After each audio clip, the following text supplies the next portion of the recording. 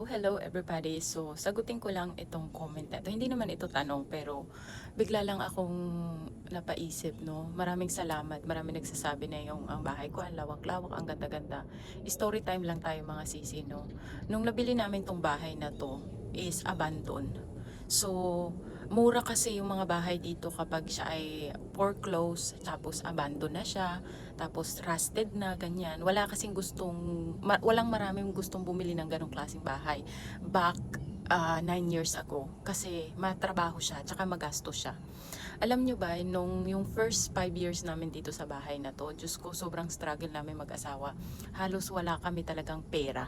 Ang natitira lang na pangkain namin sa isang buwan, tapos apat ang anak namin is $150.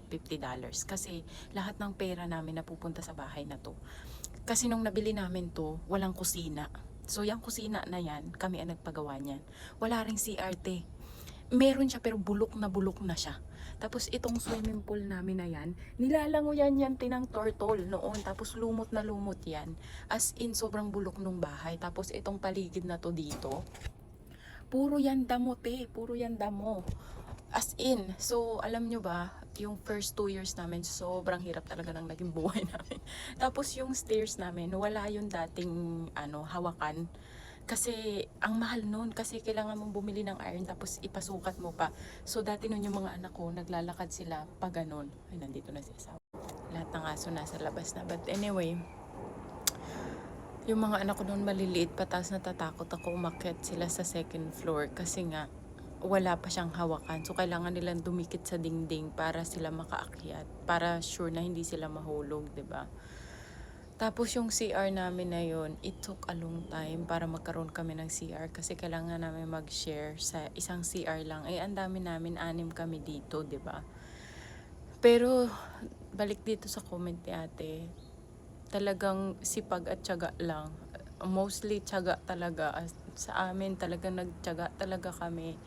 Ngayon nakikita na lang ng yung pinagbungan. Noon nga nakaraan nilagyan ng asawa ko ng blind yung bintana namin eh. Sabi ko, my God, it's so good na may blinds yung bintana namin. Yung video ko noon wala yung blinds, kahit yung CR. Kasi hindi namin dati afford yung mga ganyan. Akala nyo, big time millionaire na kaagad, no? Sobrang nagtiis din talaga kami. Tapos ngayon na lang, lately na lang na na-afford na namin.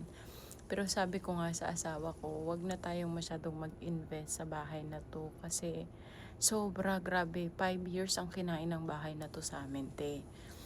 Hindi kami makapagbakasyon dati kasi nga laging kapos yung pera, lagi napupunta sa bahay. Pero worth it naman lahat ng ginawa namin kasi ngayon, itong bahay na to, grabe ang itinaas ng presyo niya.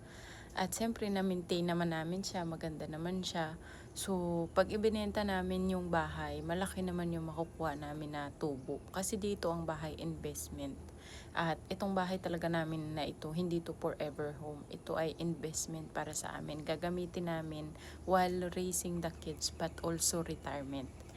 But anyway, yes mga kasisi, hindi to big time na ganito. Sobrang dami naming tiniis sa bahay na to para lang maging ganyan na yung itsura niya.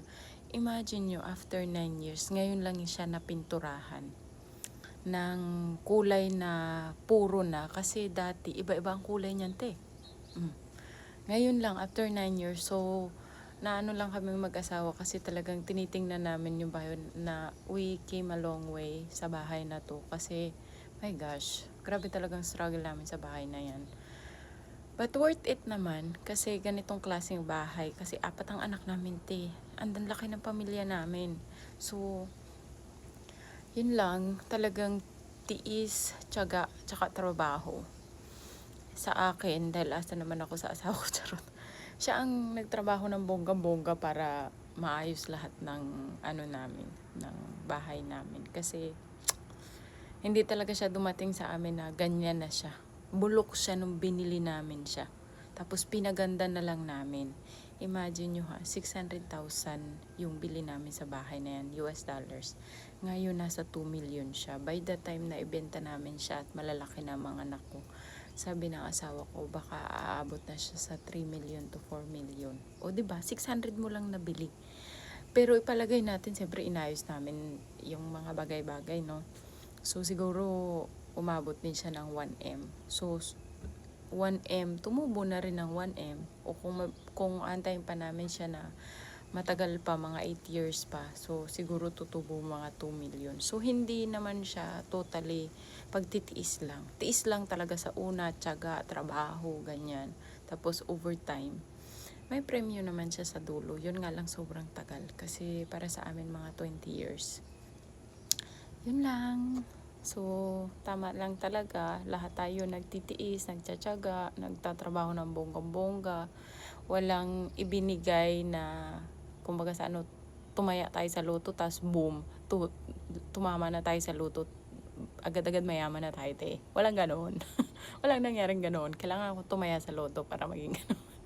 But anyway, maraming salamat sa pumupuri ng bahay ko, at yan ay dugot pawis talaga, te. Hindi nabigay ni Lord ng ganyan na yan. So, yun lang. Bye!